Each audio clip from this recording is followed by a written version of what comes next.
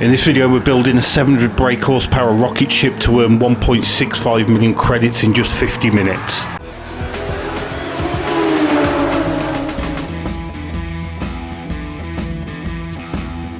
Hello everybody, thanks for stopping by. Welcome back to another Gran Turismo 7 tuning video on KCR-Mark.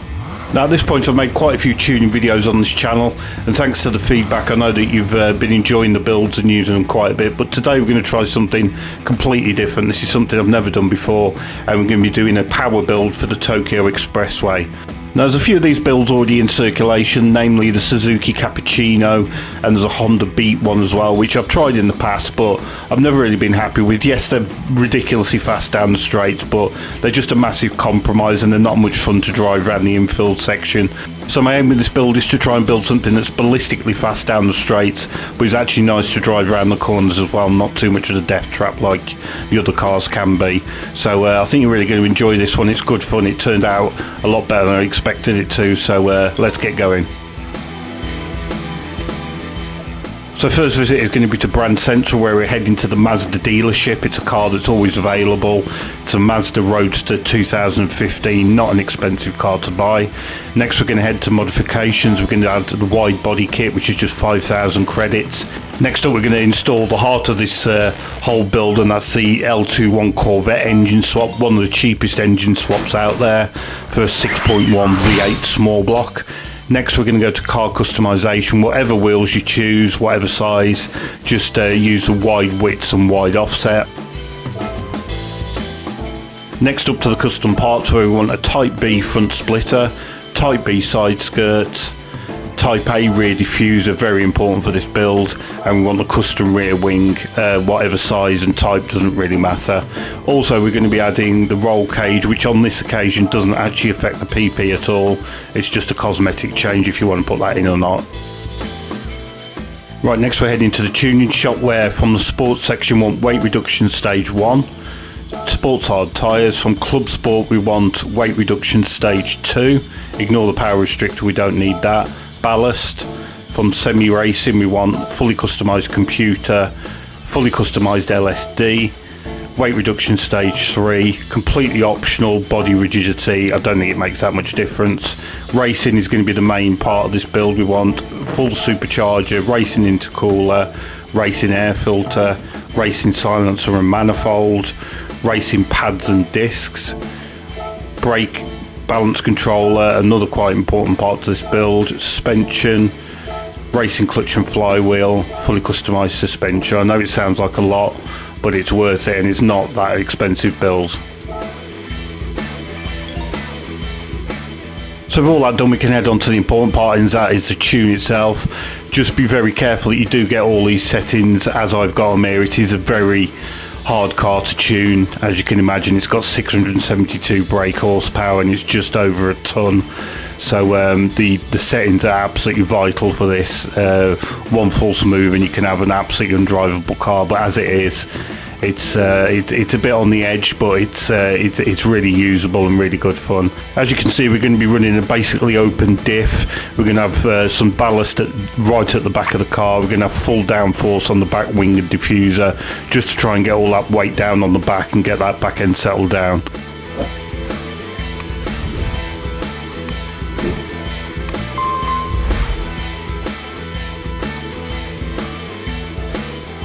So with the car all built, we can head off to track, and we're going to be going to world circuits. We want the Tokyo Expressway, the World Touring Car 600. Now this car, as you can imagine, is an absolute animal. So the first thing first, make sure you set traction control to 3 for the first couple of laps. And straight away we can see what an absolute rocket ship this little car is. You'll easily be in first place by the end of the first main straight. It tops out at over 220 miles an hour. It is an absolute animal.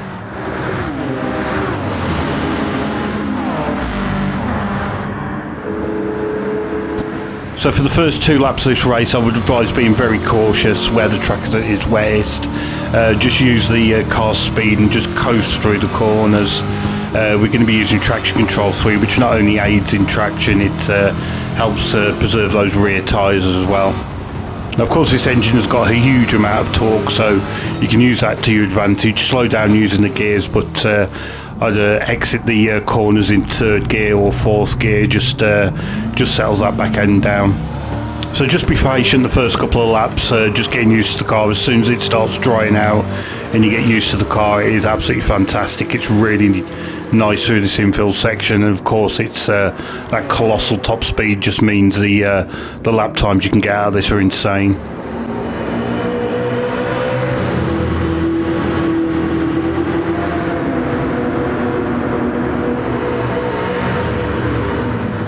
So fuel consumption wise, and this is surprisingly good, you can get to the end of lap 7 without having to pit for fuel. I've pitted here at the end of lap 6 just to get some fresh tyres. The tyres can be a bit of an issue, but if you find the rears wearing too much, you can always adjust that brake bias right to the front, and that'll help out quite a bit. So as we exit the pits, we're going to be onto a dry lap, and I'm going to take you through a lap and show you just what this car can do. It is absolutely fantastic. So heading down the main straight, as you can see, we're carrying a huge amount of speed, 224 miles an hour. You want to brake really early, all the way down the gears to second just for that rotation, then up into third for acceleration. Just be easy on the throttle there, up to fourth and down to third for the next, just for that rotation again. Just be careful on the throttle, just feather it, don't absolutely plant the throttle. Up to fifth for the fast S's. You want fourth gear just to get that rotation, just ease off the throttle, just to coast through the corners. The car grips really nicely. Again, just easing off the throttle, braking fairly early, third gear to throw it in, and again just gently on the throttle, just don't be too violent with it. Again, we've gone down a little bit now to traction control 2 now the track's dry, but you still got to be very careful with this car. But it's great fun. It takes a bit of getting used to, but it's enormous fun. Like I say, using that technique again where we're early braking, coasting into the corner, then just easy on the throttle on the way out when you feel that grip. Again, third gear, just gentle on the throttle, just ease off the throttle, chuck it in, up to fourth gear.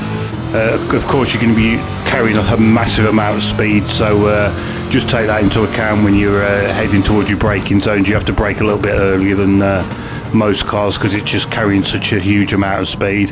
Again, all the way down to first just for that rotation, then up into second or third depending on the dampness of the track for that traction. It's just such a good car. It's a bit of a challenge. It's something a bit different, something you might not have tried before. I certainly have never built anything like this before, but I was really happy with the way it turned out. It's really good fun, and it's not too deadly. It's a bit of a challenge, but good fun. As you see, we crossed the line there for a 2:04. The fastest lap I did was a 2:027, but I honestly think this car could get close to 2-minute laps, maybe sub 2-minute laps. It's really, really good.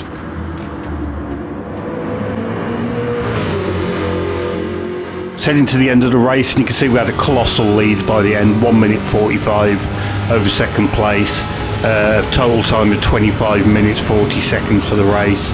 Consistent 2:02s, 2:03 laps. It's just a hugely impressive car, super quick, and great fun. Hope you enjoyed that. It's not something I usually do, this kind of build, but something a bit different, and let me know how you get on. I really enjoy reading all your comments and feedback, and hope you have fun with it. Thanks again. See you again soon. Cheers. Bye.